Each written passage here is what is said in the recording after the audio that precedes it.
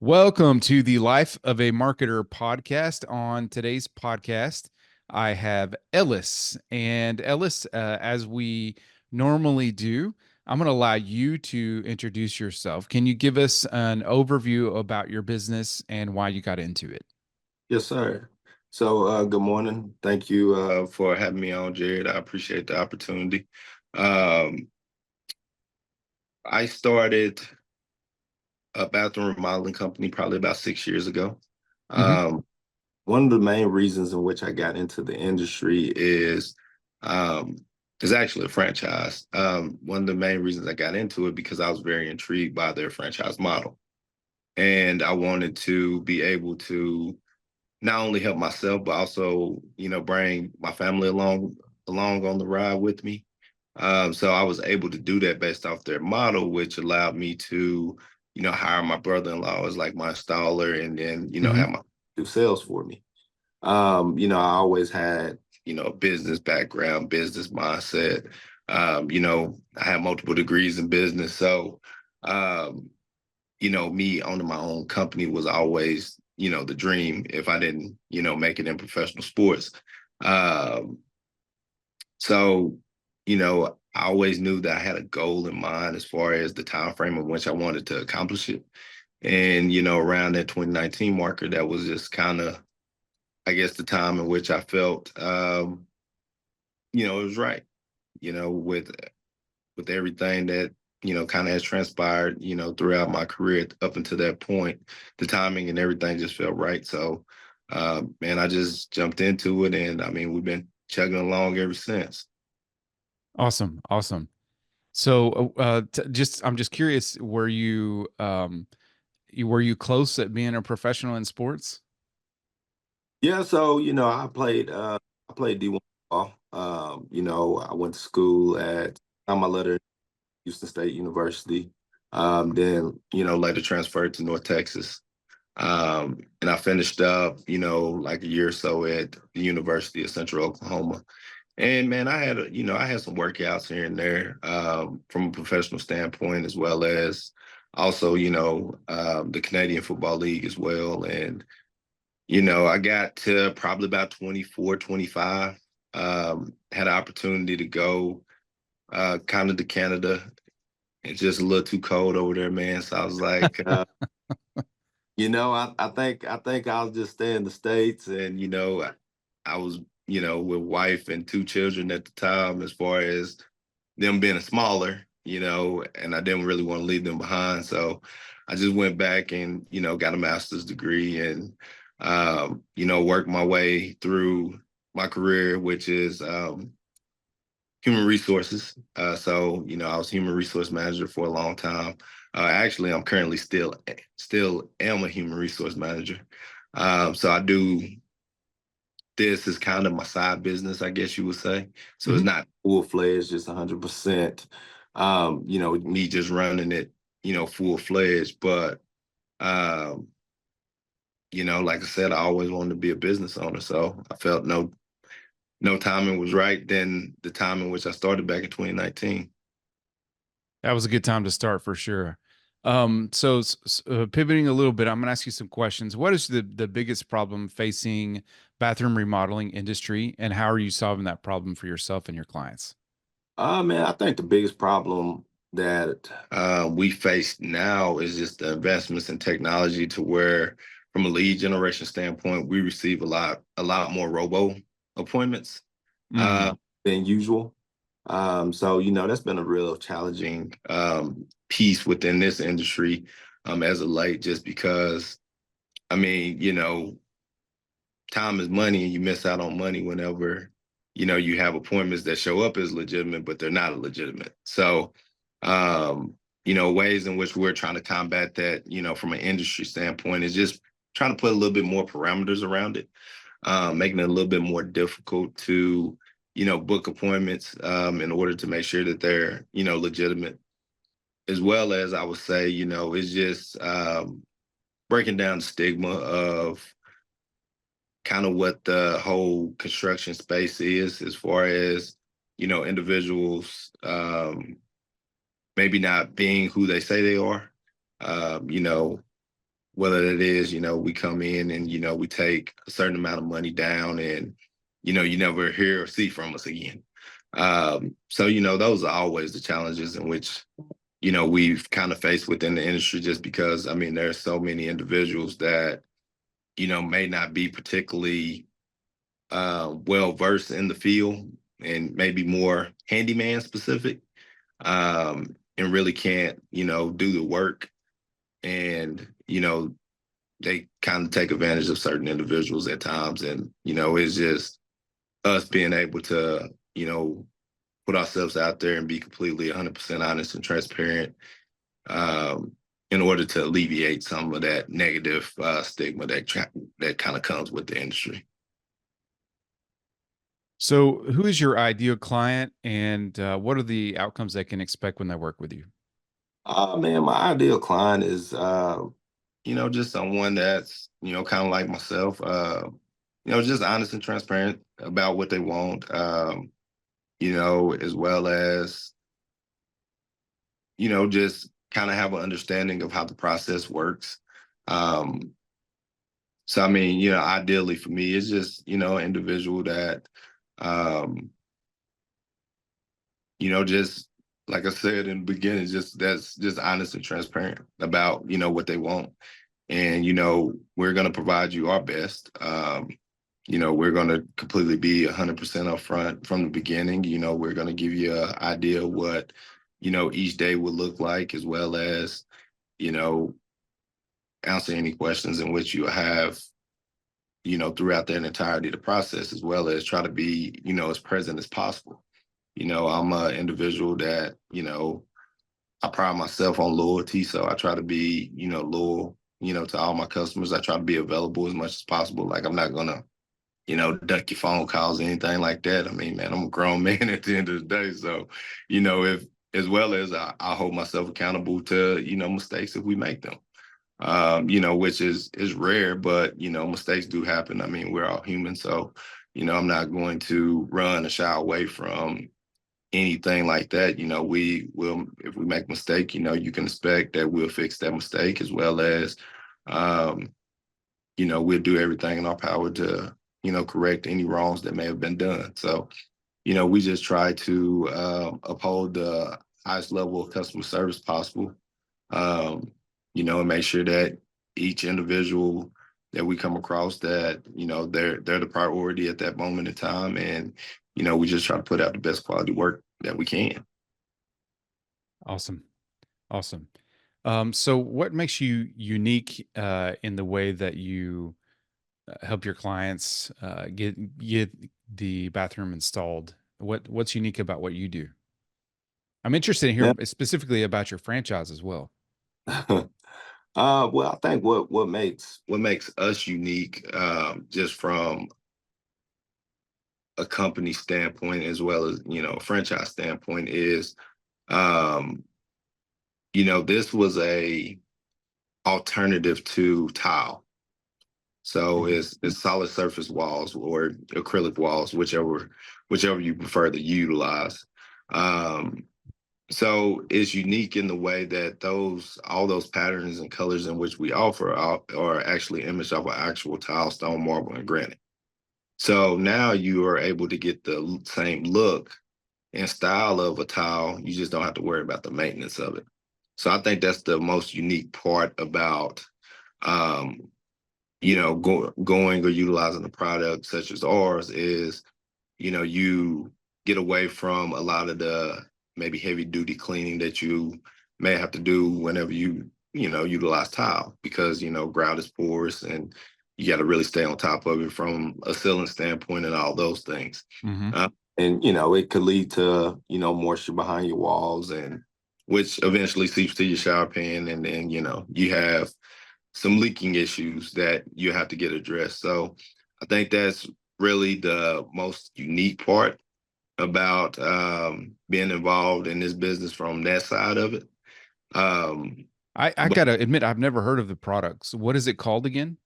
so you'll hear a lot of people say solid surface, and Mhm. what it is your acrylic walls. and they're imaged off of actual tile, stone, marble, and granite. So you'll get, you'll get the same look. I mean, in the beginning, before I bought into it, I was kind of like majority of my customers. I was like, no way, it's a hotel bathroom, right? So, you think a hotel bathroom, plastic, all white, like, very bland. Um, but me and my brother-in-law, we went out to Detroit to where kind of the home base is, and worked with our brand president a little bit, and we was like, oh, this could work. And then, in the beginning, it was really a tough sell, for a lot of my customers. I was probably Mhm. about 50, because tile was the only way, that we seen. Back in the early 90s, well, latter 90s, early 2000s, they came out with a product that was kind of similar, but it failed. So, tile was just the way to go. And man, I'll say probably 6 months after, we started, man, solid surface was pretty much everything that I did. It got to the point to where I would say, 90 to 95% of the individuals that I ran across wanted to do solid surface. Um, to where it's still similar to that today. You're starting to see a little bit more. Is there a difference in cost? Uh, yes and no. It just really depends on the size of your shower. If you're talking about standard, there's really not a difference. I mean, tile varies so much in price per square footage. So I mean, it also depends on, each customer's style and taste on how much you kind of alleviate and expand that price. Um, Are they also using solid state with the countertops as well, right? they started to utilize it a little bit more. Okay. I still don't because I'm not 100% confident from it from that standpoint. When you talk about putting it on like a vanity top or something like that, because it wasn't made for that. But I mean, there is some individuals that do that. I'm still more of a granite quartz guy, from a vanity top standpoint. So, Okay. Awesome. Awesome. All right. So where do you see the bathroom remodeling industry going in the next 5 to 10 years? man, it's since I didn't got in it since 2019, man, it's only then went up, and I can only imagine that it's going to continue to keep trending that way. I mean, no matter what, you're always going to have individuals that's going to need to get some type of remodeling done. Whether Mhm. it's bathrooms, kitchen, painting, flooring, whatever the case may be. So, um, I think this is a very good industry to be in. There's a lot of great longevity in it, just because, like I said, I mean, you're always going to have someone. Um, and then, with the advancements of technology, I mean, man, the sky's the limit. I mean, you look at this solid surface product, for example. I mean, it came out of the advancements of technology. Um, in order to be able to image certain things onto a sheet. I mean, which whenever you think about it, is crazy. So, I think this industry is only going to continue to boom and blossom. What about installation? Is the installation of solid state easier than tile, or is it similar Uh, process? it all varies. I mean, there is a misconception with it being a sheet because they're pre-cut. That you could just go in and just lay it in there and be done. I mean, it's not that easy because we're not ever working with everything that's 100% symmetrical, right? So I mean, there is some cutting, there is some jimmying and stuff like that in order to make sure everything fits within its place, as well as to ensure that you don't get any leaks or anything like that. So um, the installation it can be time consuming, depending on the configuration of shower. But I mean, in some situations, tile is easier to utilize than solid surface because you're talking about being able to cut one product a certain way versus having to bend a product, a certain Mm. way. Like for to give you an example, like a window sill, for example. It's harder to bend a solid surface product over a window sill. Not to say that it can't be done, but a tile product may actually look a lot more aesthetically pleasing just because you're able to cut the pieces in order to fit within that space. So, I mean, there's some pros and cons to it. I mean, the pros obviously outweighs the cons by by a ton, but um, there are situations and configurations of bathroom in which I'm even me myself, I may suggest that a tile's the better route, because Right. it's going to look a lot cleaner and look a lot better in this situation. So um, that goes back to just that open, honest, and transparent Mm, you know mhm, we mhm. have. Um, like, yeah, at the end of the day, yeah, I love taking money, but at the same time, I'm in it for making sure the customer get what they want, what they desire. So, we try to be open about, every situation, every configuration and idea in which, is thrown at us or that we come up with. So Awesome, awesome, awesome.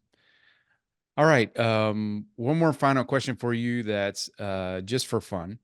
okay. Um, what is and so, what is the oldest technology you remember using?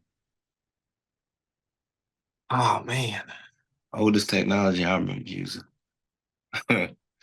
I mean, Oh, and let's switch it up a little bit. I ask that question all the time. I'm sorry, but you have interesting past playing D1 football. What position did you play in football? play safety. Safety. Who's your favorite safety of all time? Oh, that's easy. Brian Dawkins. Oh, okay. B-Dawk was Okay. my guy, man. And what is your favorite NFL team? See, man, see now that one's tough for me because as I started getting closer to that goal, right, I started kind of becoming less and less of a fan of teams because, if I would have got Mm. drafted, no matter where I would have went, I would have been a fan, right?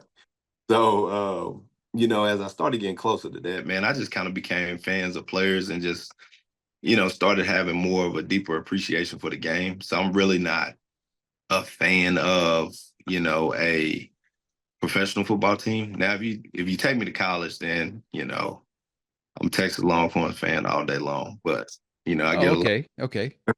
I get a lot of slack being from Oklahoma, being a Longhorns fan. But where I'm from, man, I mean, we were right basically almost in Texas. I'm from Ardmore, so it was one of those things.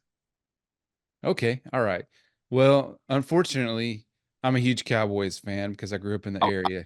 hey, man, I feel sorry for you. Yeah, it's a long, long time of suffering for us.